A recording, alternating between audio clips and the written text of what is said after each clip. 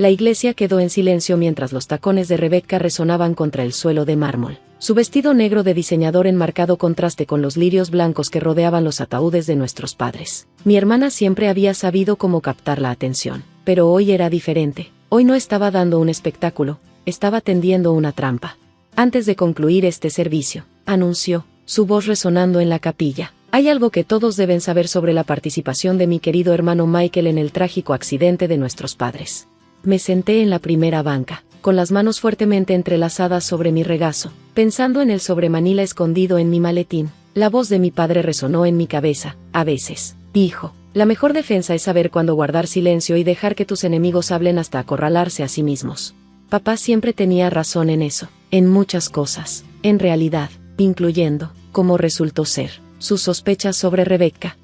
Mi nombre es Michael Winters, y hasta hace 3 días, era el hermano solidario que siempre había vivido a la sombra de su brillante hermana. Rebecca era la estrella, graduada de Harvard Lab, socia en un prestigioso despacho, con un matrimonio perfecto con un senador estatal. Yo era el confiable, el que se quedó en casa para ayudar a papá con su firma legal y cuidar de mamá cuando su salud comenzó a deteriorarse.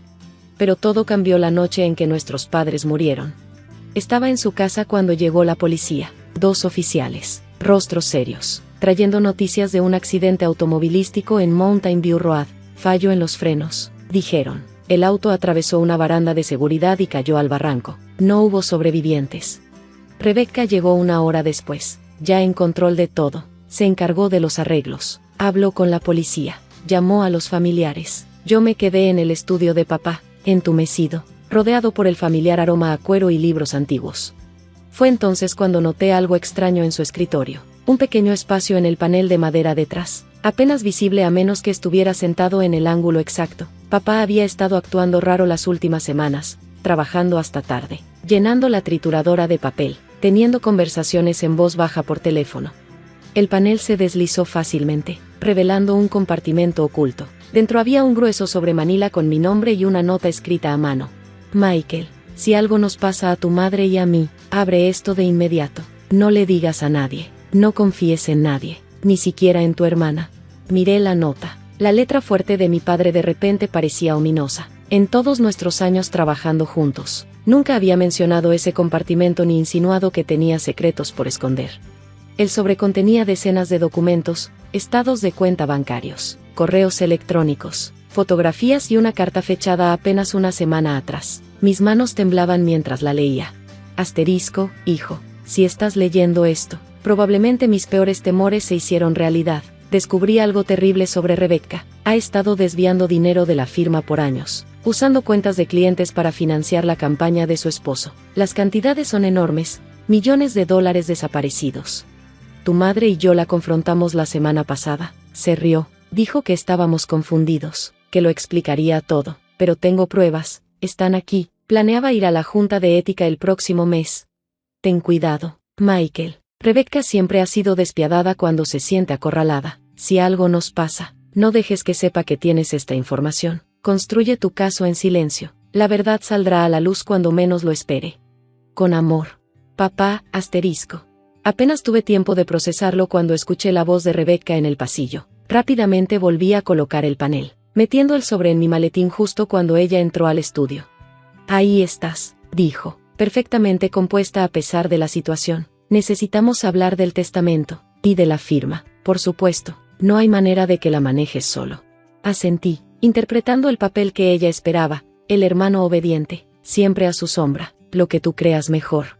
Sonrió, con esa misma confianza que había visto toda mi vida. Todo estará bien, Michael, yo me encargaré de todo.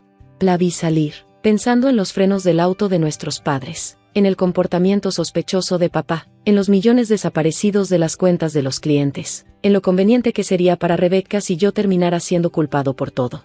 Los siguientes 2 días fueron un torbellino de arreglos funerarios y condolencias de visitantes. Mantendría el sobre cerca, hice copias de todo y las guardé en lugares seguros. Sabía que Rebecca estaba planeando algo, solo que no sabía qué. Hasta ahora, de pie en esta iglesia, viendo a mi hermana prepararse para destruirme frente a todos los que conocíamos.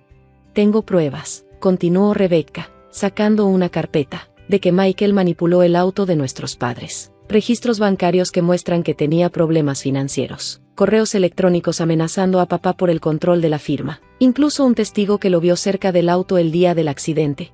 La congregación jadeó. Mi tío Henry negó con la cabeza, decepcionado. El esposo de Rebecca, el senador James Phillips, colocó una mano reconfortante en su hombro, interpretando su papel a la perfección. La policía viene en camino, anunció Rebecca, con lágrimas brillando en sus ojos. Lo siento mucho, todos. Quería esperar hasta después del servicio, pero mi conciencia no me lo permitió. No cuando nuestros padres merecen justicia. Me levanté lentamente, sintiendo todas las miradas sobre mí. Rebecca sonrió apenas un poco más. Creía que me tenía acorralado, como cuando éramos niños y manipulaba las situaciones a su favor. Vaya, qué coincidencia, dije en voz baja, alcanzando mi maletín. ¿Deberíamos hablar de la verdadera razón por la que papá planeaba ir a la Junta de Ética el próximo mes? La sonrisa se congeló en su rostro. Rebecca recuperó su compostura de inmediato. No sé de qué hablas, Michael. Solo intentas desviar la atención de tu propia culpa. Abrí mi maletín con calma, sintiendo el peso de las pruebas de papá en mis manos. Hace 3 semanas, papá descubrió que faltaban millones de dólares en las cuentas de clientes. Dinero que, de alguna manera, terminó en la campaña de tu esposo, ¿verdad, James? El senador Phillips se removió incómodo, apartando su mano del hombro de Rebecca. La iglesia quedó en completo silencio. Eso es ridículo, espetó Rebecca, pero su voz ya no sonaba tan segura. Lo es. Saqué el primer documento, un estado de cuenta bancario que mostraba transferencias de cuentas de clientes a una empresa fantasma. Papá llevaba registros meticulosos. Rebecca, quizás confiaba en ti, pero no era ciego. El color desapareció de su rostro al reconocer las anotaciones de papá en los márgenes. ¿De dónde sacaste eso? Del mismo lugar donde obtuve esto. Levanté más papeles. Correos entre tú y James discutiendo cómo ocultar las transferencias. Fotos tuyas entrando al banco donde creaste las cuentas falsas. Papá documentó todo. Rebecca perdió la compostura. Estás mintiendo. Papá nunca te enfrentó la semana pasada. Continué, mi voz llenando la iglesia. Te dijo que iría a la Junta de Ética. Debió haber sido aterrador. Saber que tu vida perfecta estaba a punto de derrumbarse. Las puertas de la iglesia se abrieron de golpe. La detective Sara Martínez entró, flanqueada por 2 oficiales, pero no se dirigieron hacia mí. Rebecca Winters Phillips, anunció Martínez. Tenemos preguntas sobre unos retiros de dinero hechos en tus cuentas el día antes del accidente de tus padres. Los ojos de Rebecca se movieron hacia la puerta lateral. James ya se estaba alejando lentamente de ella. No lo hagas, dije en voz baja. Hay oficiales en cada salida. Se acabó, Rebecca. Se lanzó hacia la carpeta en mis manos, pero retrocedí con facilidad. Años de estar alerta ante sus maquinaciones me habían enseñado a mantenerme siempre fuera de su alcance. No entiendes, Siseo, todo lo que hice, lo hice por nosotros, por el nombre de la familia. James será gobernador algún día, todos podríamos haber salido beneficiados. Tú mataste a nuestros padres, dije, sintiendo como mi voz finalmente se quebraba, a tu propia familia. Iban a arruinarlo todo, gritó, perdiendo por completo la compostura. Papá no quería escuchar razones, iba a destruir todo lo que habíamos construido. No tuve opción. La iglesia estalló en murmullos de sorpresa. El detective Martínez dio un paso adelante, con las esposas listas. Señora Phillips, ¿tiene derecho a guardar silencio? Observé cómo se llevaban a mi hermana, su imagen perfecta desmoronándose con cada paso. James desapareció en medio del caos, seguramente ya llamando a sus abogados para distanciarse del escándalo. El tío Henry se acercó a mí, con el rostro pálido. Michael, lo siento mucho, todos pensamos, cuando ella dijo.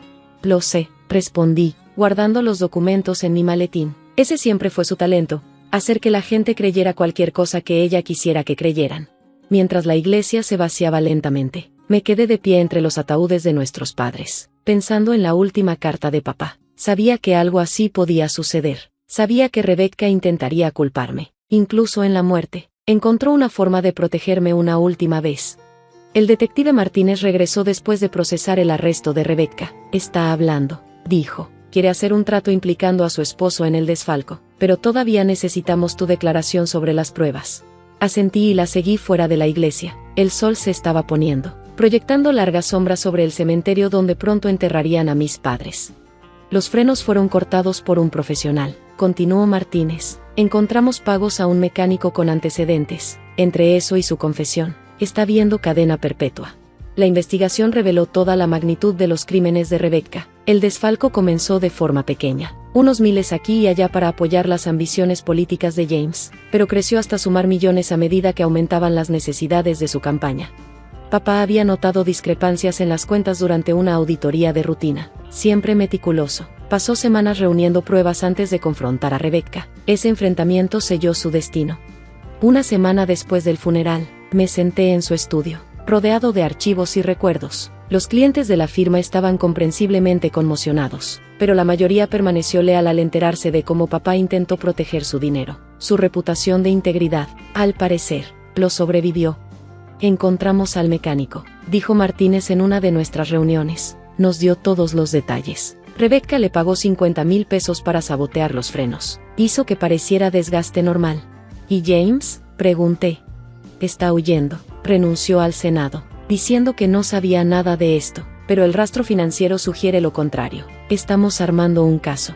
El juicio de Rebecca fue rápido y devastador. Las pruebas eran abrumadoras, no solo del desfalco y el asesinato, sino de años de crímenes menores y manipulaciones. Exempleados dieron testimonio sobre amenazas y chantajes. Compañeros de universidad revelaron cómo había hecho trampa para graduarse de Harvard. Su vida perfecta se deshilachó hilo por hilo frente al jurado. Testifiqué sobre cómo encontré las pruebas de papá, sobre años de verla manipular a todos a su alrededor. Ella se sentó en la mesa de la defensa, aún elegante en su atuendo de diseñador, pero sus ojos habían perdido el brillo de la confianza. Cadena perpetua sin posibilidad de libertad condicional, anunció el juez al dictar sentencia, por 2 cargos de asesinato en primer grado, desfalco y conspiración. James huyó del país antes de ser arrestado, aparentemente escondiéndose en algún lugar de Sudamérica con lo que quedaba del dinero robado. Su carrera política terminó, su reputación destruida. Reconstruí la firma poco a poco, enfocándome en recuperar la confianza de los clientes y en mantener el legado de papá. Algunos días fueron más difíciles que otros, pasar frente a su oficina vacía, ver las viejas fotos de Rebecca en la pared, recordar las cenas familiares que ahora parecían elaboradas actuaciones. Mamá y papá fueron enterrados juntos en el cementerio con vista a la ciudad. Los visité cada domingo, llevando flores frescas y compartiendo momentos silenciosos con su recuerdo. Un año después del funeral, recibí una carta de Rebecca. Su caligrafía precisa no había cambiado, pero el tono era diferente, desesperado, casi humano. Nunca quise que nada de esto pasara, escribió. Todo se salió de control tan rápido. Una mentira llevó a otra, y luego otra, hasta que no vi otra salida más que seguir adelante. Sé que nunca me perdonarás, pero necesito que entiendas. No terminé de leer. Algunas cosas están más allá de la comprensión o el perdón. Hoy, 5 años después, la firma prospera. La he convertido en algo de lo que papá estaría orgulloso. No más grande ni más prestigiosa, sino más enfocada en ayudar a la gente que en hacer dinero, justo como él siempre quiso.